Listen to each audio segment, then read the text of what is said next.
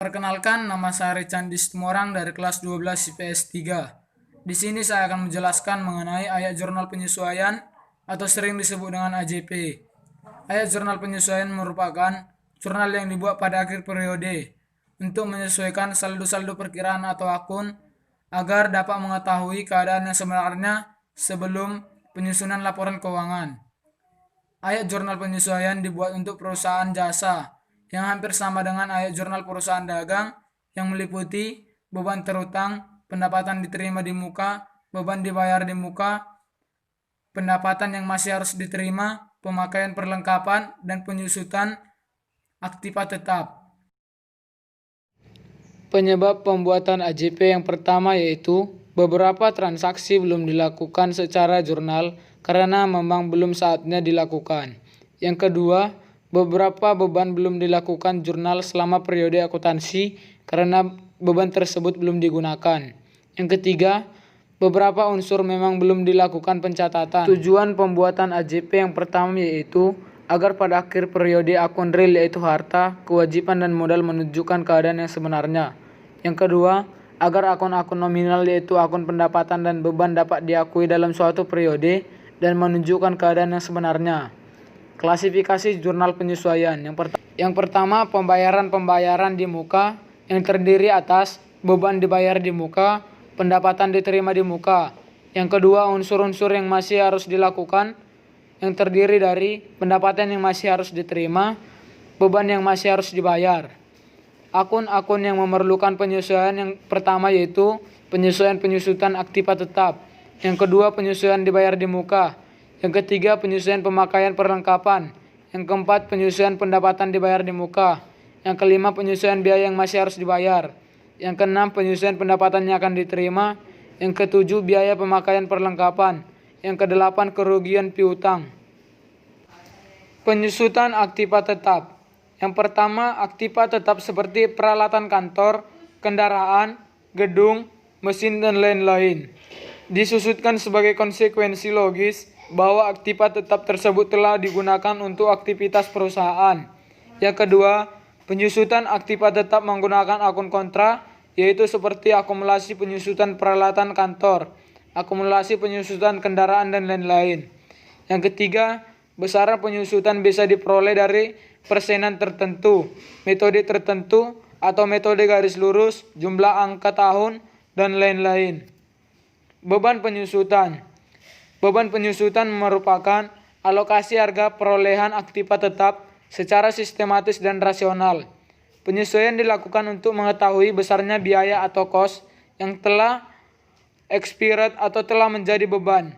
Jurnal penyesuaian sebagai berikut, yaitu beban penyusutan di sisi debit, akumulasi penyusutan di sisi kredit. Beban dibayar di muka. Beban yang dikeluarkan terlebih dahulu kasnya, tetapi manfaat ekonomisnya baru akan dinikmati di waktu yang akan datang.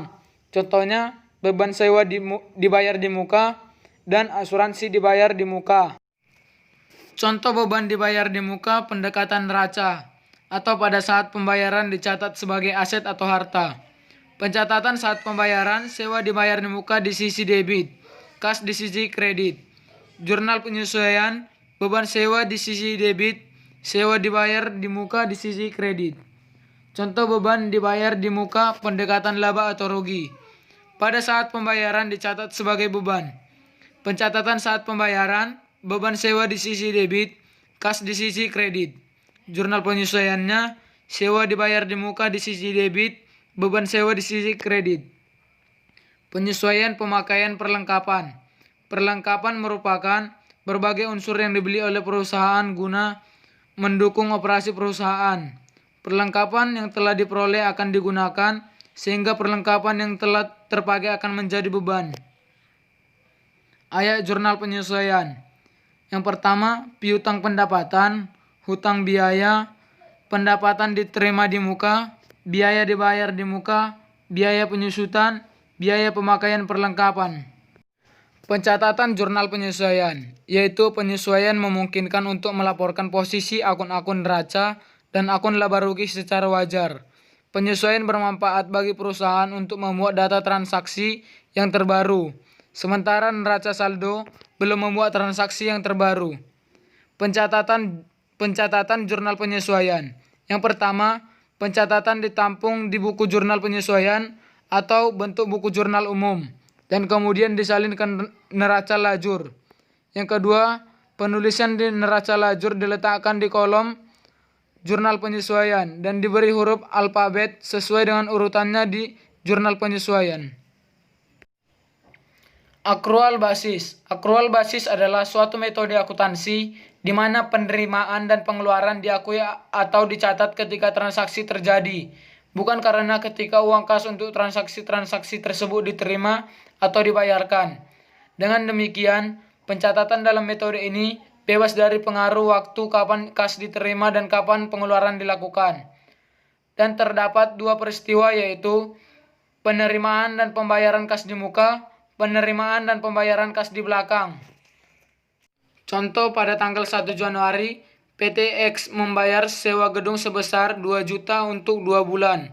Maka pada tanggal yang bersangkutan, PT X akan menjurnalkan sewa dibayar di muka, di sisi debit 2 juta, kas di sisi kredit berkurang 2 juta. Cash basis. Cash basis adalah suatu metode pencatatan dalam akuntansi, di mana dalam hal ini setiap transaksi yang terjadi dicatat berdasarkan jumlah nominal yang diterima. Contohnya, pada tanggal 1 Januari PT X membayar sewa gedung sebesar 2 juta untuk 2 bulan. Maka pada tanggal yang bersangkutan PT X akan menjurnalkan beban sewa 2 juta, kas 2 juta. Sekian dari video penjelasan saya, terima kasih.